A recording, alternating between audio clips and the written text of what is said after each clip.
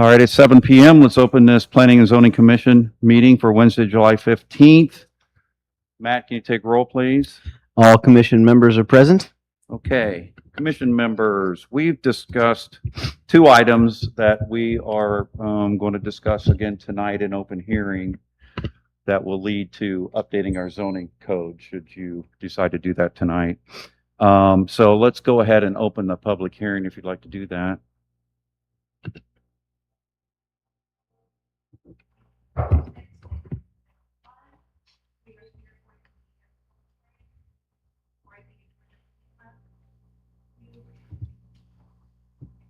Well, everyone planning on presenting. Is anybody else planning to speak tonight? Mayor Hopper, are you planning to speak tonight? Okay. Oh. It's just Matt. Do you solemnly swear or affirm?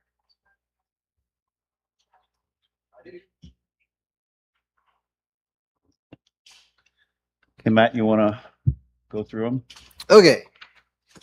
The first item up for public hearing is the permitted uses / non-conforming uses of residential. Let me start again. This is the topic in mind here is permitted uses of the residential use in the planned commercial and office district. In 2021, the zoning code was updated, and I don't know if it was an oversight or if it was intentional or whatever, but the single-family homes use was removed as a permitted use from the planned commercial and office district. What the result of that has been that there are multiple lots around the village, mostly the Front Street area back behind the village square, specifically 1950 South Old 3C Highway. There's a couple on Holmes Street that this applies to, but basically it creates a bunch of non-conforming lots, which can create issues for both the buyer and the seller if somebody's wanting to sell their property. And so what we're seeking to do here is correct that situation only. There's no other things that we're trying to accomplish with this other than righting a wrong that was created a few years ago. So I will give the staff report on this, and then we can move on to discussion. For a bit of history, the issue was discovered when the owner of the property at 1950 South Old 3C Highway contacted my office to request a letter certifying that their current non-conforming use would not be a problem under the current zoning code. Former Mayor Tom Hopper also provided me with some additional background information regarding the evolution of our zoning code, and I also discussed the issue with Sunbury City Planner / zoning officer to get his input on the situation as well. As I said, the issue that the current version of the zoning code does not list residential as a permitted use in the planned commercial and office district. This conflict impacts multiple properties around the village. Practically speaking, this can create financial issues or financing issues when property owners decide to sell their properties. Based on the information provided by former Mayor Hopper in the city of Sunbury, it is my recommendation that the Planning and Zoning Commission add the attached language to the permitted uses section of the planned commercial and office district PC of the Village of Galena zoning code. Per the attached language, this will solve the previously mentioned issue for owners who wish to sell their properties while still allowing the Planning and Zoning Commission to have a say on any change of use or modification of those impacted properties in the future.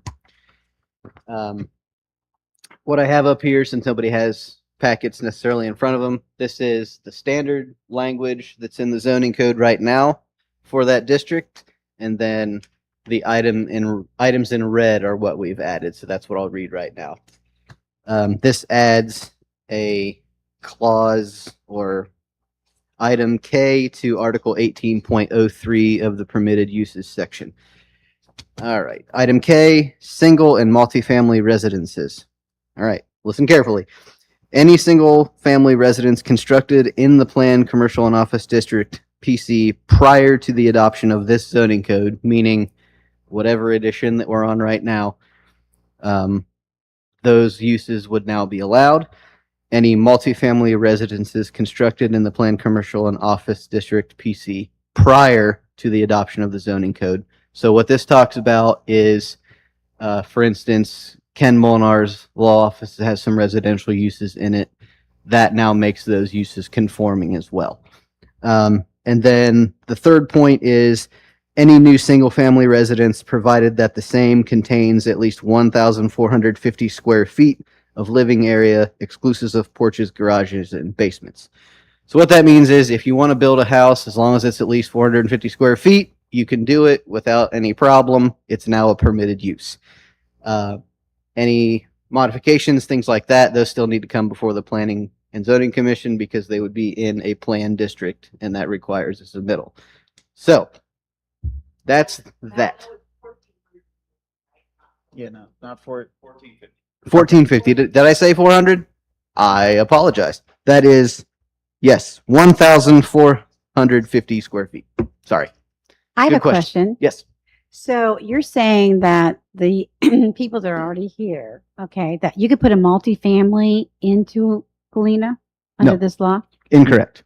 Okay, What I'm saying is if there's any multifamily that's already been built, which is grandfather clause in. is yes. we are saying that is a permitted use for what has been built, but it is not a permitted use for future development. So let's say Ken wants to sell his building and the new buyer would like to continue using the apartments or residences that are in the upper floors.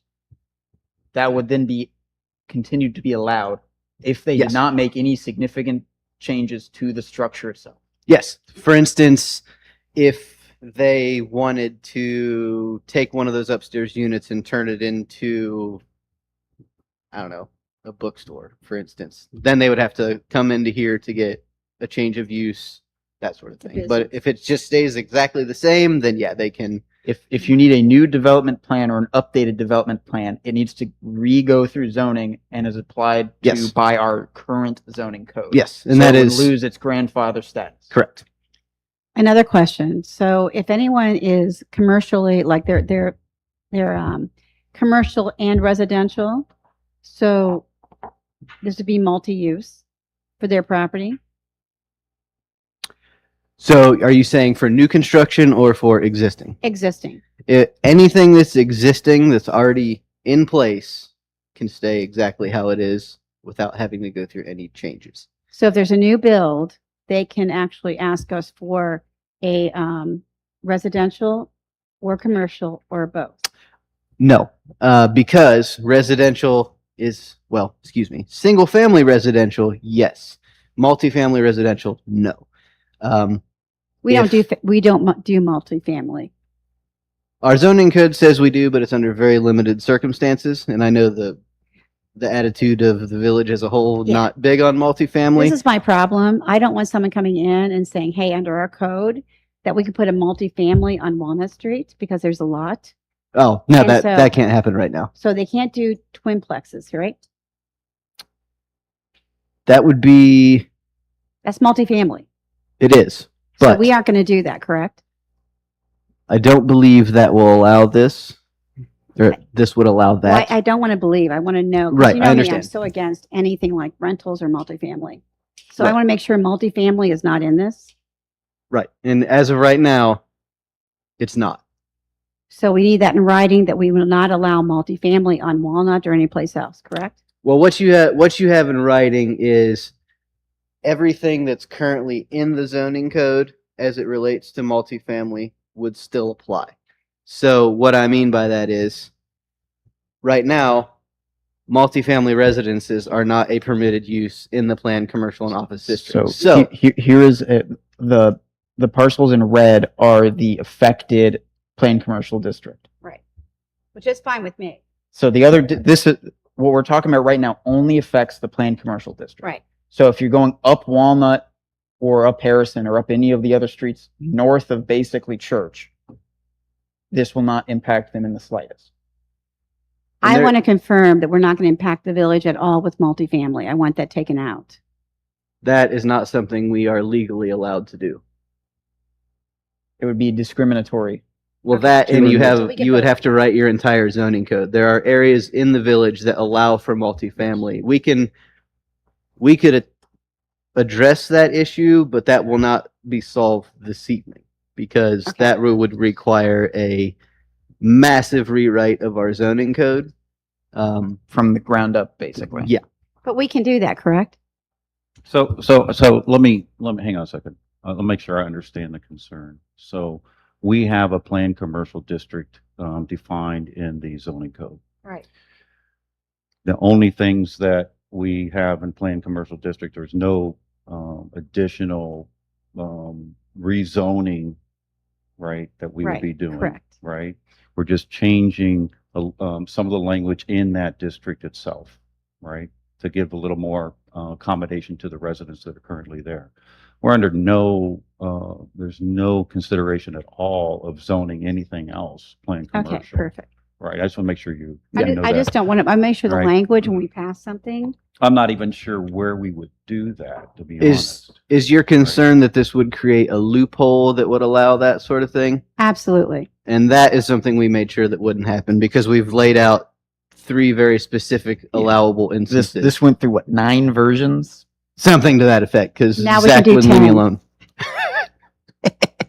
Because we wanted to make sure Yes. that this affected both the single family residences while also covering the bases, knowing that we had at least one property that currently had what we consider multifamily as an Which- active use. Yes. Which is already grandfather clause in. Technically, it wasn't. Yes. Right. But we're doing this because we've got a resident who wants to sell the property, and since it's currently a non-conforming use, Yes. they would have problems getting money, whether it be from the loan bank side on the loans or something similar. And so, knowing that this would also become a problem if the multifamily property that has it, if they tried to sell and the new owners wanted to maintain this, Yeah. it would. Right. It would I be- just, I just don't want twin plexes in Right. Galena. And all of those, That's it. one, they're not allowed in the planned commercial and office district, but 2, for instance, completely hypothetically, if somebody wanted to build something like that on Walnut, they would have to go through the process of rezoning whatever property they're on to the correct district that would allow for multifamily, and the lot would have to be the right size to allow for setbacks. And there's a whole laundry list of things that they would have to get So- right, and they'd have to get planning and zoning. to say yes. currently, so there it's is going to be a no. none of the permitted uses include new multifamily. Correct. Great. Yes. So none of the current existing ones, and then the ones we're proposing to add in the new subsection K will include new multifamily. They would require I believe it would be a variance from planning and zoning to do that. Or would it be a divergence? At best, it would require a variance / divergence Or in their divergence, development plan. But it would have to be approved when they come back with their development plan, and it would be an additional thing that we Correct. would have to give them. They That's I guess fine. let I me just wanna make answer sure. let me answer this Okay. question. I think is where you're going. If somebody were to want to build multifamily, the Planning and Zoning Commission has a say over that. It is not something that I can just sit here and go, "Yep, that's administrative review, good to go." Like, no, absolutely not, because there's too many things that have to happen, versus Let me, variances. if or I could, whatever. don't jump in there because I want But- Michelle to be comfortable. Let's retrace our steps here for Sure. a second. We have a current planned commercial district, Like right? it. There's no plans to change it. There's no plans to add to it. There's no rezoning going on at all in relation to commercial. There's a situation that came up where when we looked into it, discovered that some of the language in the previous zoning code for planned commercial was left out when it was readopted for the new zoning code. So this is literally just adding that language back into the planned commercial district. The third line is verbatim from the old Okay. code. Right, and so we're not trying to change anything. We're I just want to trying make sure give- there's no loopholes. Sure. What Yep. we control. That's We it. are And loophole and for the proof. public. Me Yeah. and Ken and Matt we went through this. Yes. Yeah. So that's that one. Okay, Michelle, does that help? Yes. Yes. Okay. Anybody else from the commission? I'd invite any of our residents that want to come and speak to this issue are welcome to come forward and state your name and address and get on the record if you'd like. Okay. All right. All right, Matt, let's move on to the next one. All right. So the second item on the agenda is a zoning topic called Megan's Way Out. The village was sent materials from the firm Narrow Path Investigations regarding Megan's Way Out. This is a policy effort that was born out of some tragedy. In 2024, Megan Kellerman of Stowe, Ohio, was murdered in an altercation in a drive-through line. If it were not for restrictive construction of that drive-through, she would have been able to get away from the situation.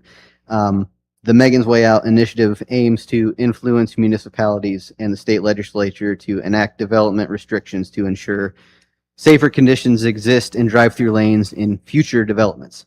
It encourages adoption of development standards that prohibit curbs and other features in drive-through lane construction that limit emergency entrance and exit for vehicles. So my recommendation, while the Village of Galena does not currently have any drive-through establishments, I am recommending the adoption of Megan's Way Out development standards into the village zoning code. If a developer were to one day bring this type of business into the village, they would be required to include features such as a bypass or escape lane, emergency access and egress for emergency vehicles, etc. I am recommending that the attached language be included as an independent article to the zoning code, and that we add the following language, which I'm going to read, also to Article 26 in the general development standards. And that would read 26.25, any drive-through establishment must comply with provisions of Megan's Way Out per ordinance XXXX, see Appendix XX of the zoning code. I should change that. There won't be an actual ordinance since we're adding this to the zoning code. So the language would just say, any drive-through establishment must comply with the provisions of Megan's Way Out, see Appendix XX of the zoning code. So sorry about that mistake there. Yeah, you actually have it, 2602. Let me jump in here real quick. I brought this to the commission back in April, and we had a discussion on it. I got a call from this group that was propagating this idea around the state of Ohio to every community and asking for solidarity on this. We don't have any drive-throughs, nor do we have any plans for drive-throughs. Okay. It's more of a just, sometimes you just efforts like this, you want to show the solidarity, and I'd be happy to report back to the folks that we passed this tonight. So is there any questions about this one? I wasn't there for the original discussion, Mayor, Yeah, but I do sure. have a question. Here. This was proposed to the state of Ohio, correct? Sorry. Fan hitting the. Let me shut that fan. Let me shut that fan off. Goes the fans. We're getting hit with another Was tornado. Was this proposed to the state of Ohio as well? I think they kind of lobby different Yeah. groups. Is that This correct? firm's called Narrow Path, so they actually hired a consultant to help them get this out to everybody. Specific to your question at the state level, I don't know. I know they've gone to most of the municipalities, if not all the municipalities in the state, asking for solidarity on it. So although it really doesn't affect our residents, it doesn't really affect what we're doing and what we're planning and our zoning, it would, I think is one of those times we try to do that. Do we have any idea what the acceptance rate is for, when they've gone to different municipalities? I haven't talked. I that's a know I'm good kind of question. just throwing stuff out. No, it's a but good question. I haven't talked to them since April. They had, I'll leave you the packet with you. You can read it, but they had several communities lined up. Stowe was one of them. They got a few of them in here. I'm sure it's more now, but you're welcome to have that. I realized now that I wrote this report before the, I think, second edit I did to this. So therefore, what I said previously of Article 26.0 or 26.25, if you look in your packets, I actually have where I've redlined the new zoning code. So what will be in the zoning code is what you see on this page, not the thing from my report. So They're that's, adding item G to 2602. yes. Right. And modifying the name of And modifying the 2602. Yep. name. And anybody out in the audience, you're welcome to come up and take a look at this when we're done. So with our limited space at the village, I mean, we can never have a drive-through. Right. It's strictly we'll do this if it ever comes up kind of thing. So It'll be in the code. Yeah. it'll live in the code, and then there'll be an Article 31 that actually lays out all the language that they provided for us. And the only thing I did there was make sure that it reflected, Village of Galena Planning and Zoning Commission, things of that nature. And my question is, with the limited amount of space we have, is that prudent for our village? Yes, because even if, What's the question again? I'm sorry. Well, we're so small. I mean, Yeah. there's no way to have a drive-through. No, we're not. And so I'm wondering if it's, in the future, who knows, we might change the square and things like that, if it limits us to have drive-throughs. Exactly. well, I would also argue that,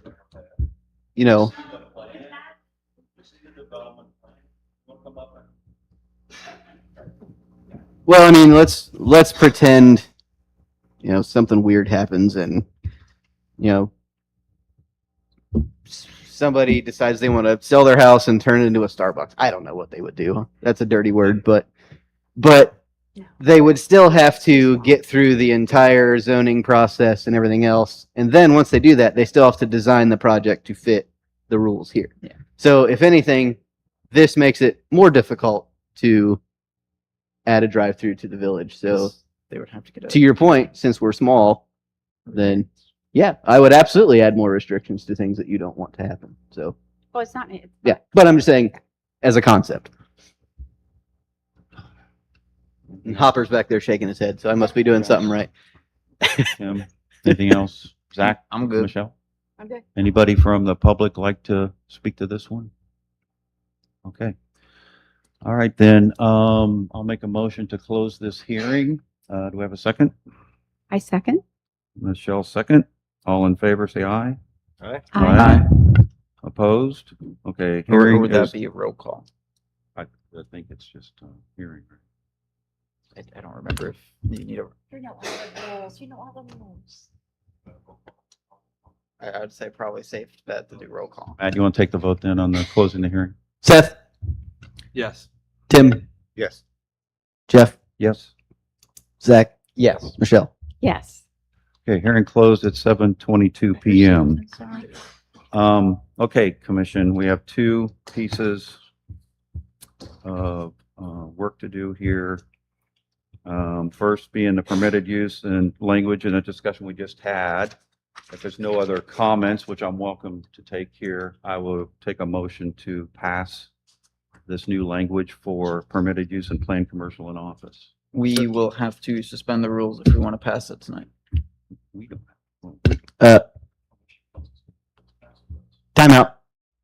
We would be motioning to recommend approval to council. Yes. So, this is a good time. This is a good learning experience for all of us. So this commission is established by council. We serve council. Okay, they could decommission it anytime they want it.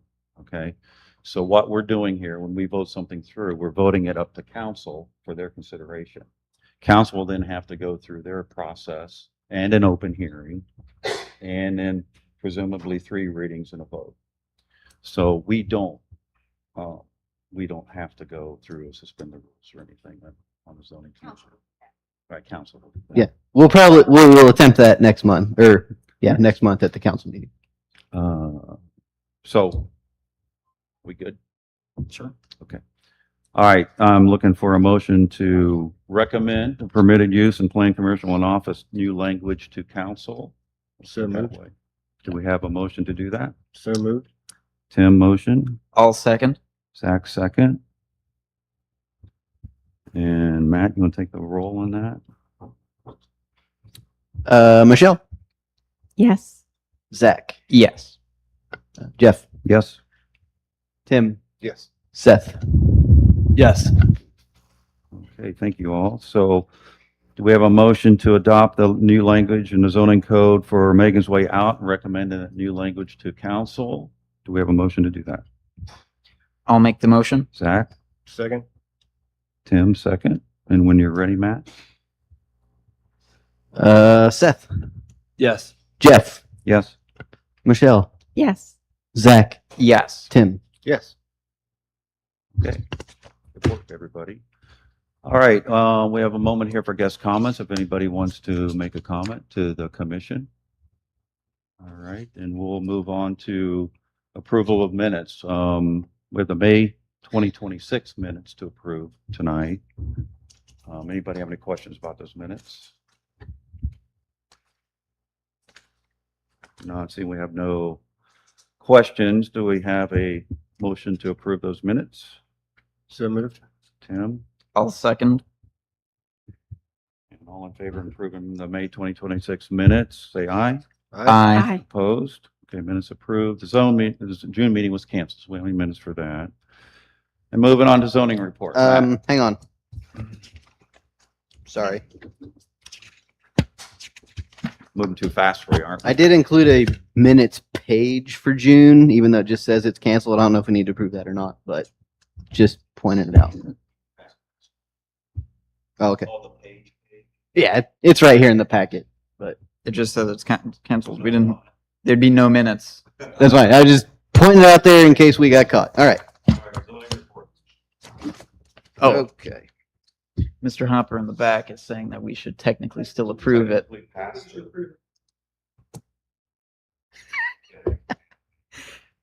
I'll make the motion to. Second. Aye. Aye.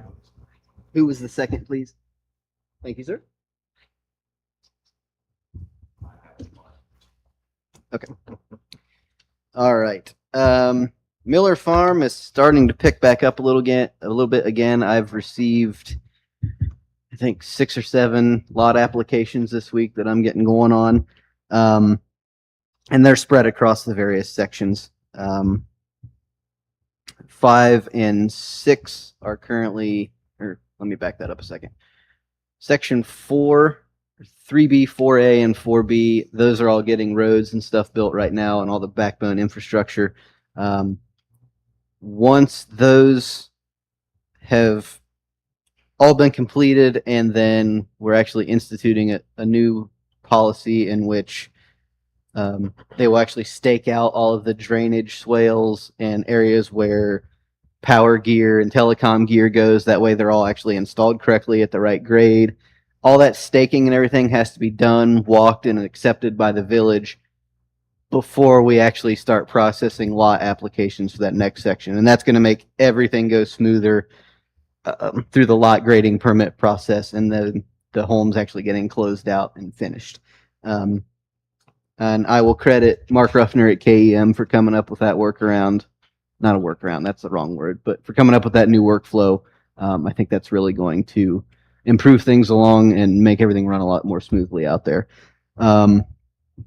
For major subdivisions, you may have noticed that 288 and 300 North Walnut Street are starting to come together. The basements were dug and the sewer and tap installations were completed the week of 6/22 and 7/6. I would also point out that the project owner, Mr. Flores, he has been very responsive every time we've asked him to, put caution tape up at the entrance or any of the other things that we found. We saw some issues with the silt fence at the edge of the property, and he fixed that like the same day. He's on it every time we have something for him.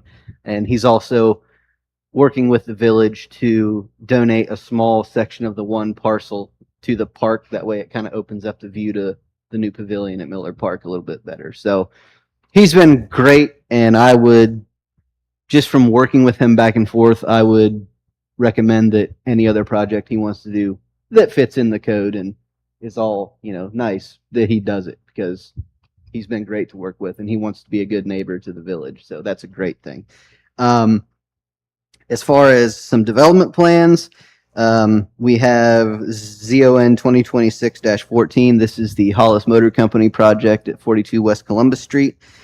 We are set to receive the second round of final engineering submittal plans tomorrow. Those were very minor comments, so they should all be fixed, and he shall be breaking ground. His goal is the 1st of August. doing all the site work and everything, and he's going to be doing site work while he pulls all the building permits and everything from Delaware County. So things are in motion with that. As for permits issued, you're going to see a lot of zoning permits, one for new builds at Miller Farm. But the thing that's really started popping up the last couple of months is now everybody that's moving in wants fences, they want patios, they want all the other stuff that goes along with it. So that's, more inspections, more permit processing, and all that fun stuff. So I've been a little bit busy the last few weeks. That's okay. A lot of those are coming active. You see, there's a couple of sewer digs that have happened there, and then the big one is you're seeing a lot of grading permits come complete now. And what those indicate is those all have as-built and residents in them now. If they don't have residents yet, they're very close, but they've received all their final inspections and sign off from the county, so it's done. So we are starting to see a lot of completed houses out there, and they're not really slowing up. So, Hey, Matt, do me a favor. Sure. Looking at this, right? And I don't know if it's working this way in this particular subdivision, but typically, a new home buyer in a development like MI signs off on basically the HOA terms before those terms are taken over by the residents themselves. So they're established by the builder, as I understand it. Okay. I would ask you to go get a set of those terms, so at least we know what they are. I see something like a carport. I'm like, Oh, that is another property in the village somewhere Okay. else. all right, And that's it's- Rose. Wasn't right. Yeah, it's But still, Clear back in the I woods think and nobody still can see it from remains the the road. same. It's like, we should be aware of what they've signed up for within that HOA, so that we, yeah, that's At least that's on the consistent? development plan too. So Okay. we've already got that, which is good. thank you. There was a bit of confusion last month on one of the fence permits. The HOA had approved something that they weren't supposed to, but then they made a compromise with the property owner and everything got worked out. So that's good. But yeah, I see what you're saying. But yeah, I don't process myself any fence, patio, or anything else until I see approval from the HOA also. So I make sure that, excuse me? No, that'll actually come from the HOA itself. The resident will submit to them and get approval, and then they provide that letter to me. Yeah. Or whoever, Omni or whoever it is, but yeah. We're done unless you guys have anything else. All right. If there's no other questions from the commission, do we have a motion to adjourn this meeting? So moved. Tim, motion. Do we have a second? All second. Zach, second. All in favor to adjourn, say aye. Aye. Opposed? We're adjourned at 7:34. Thank Well you all.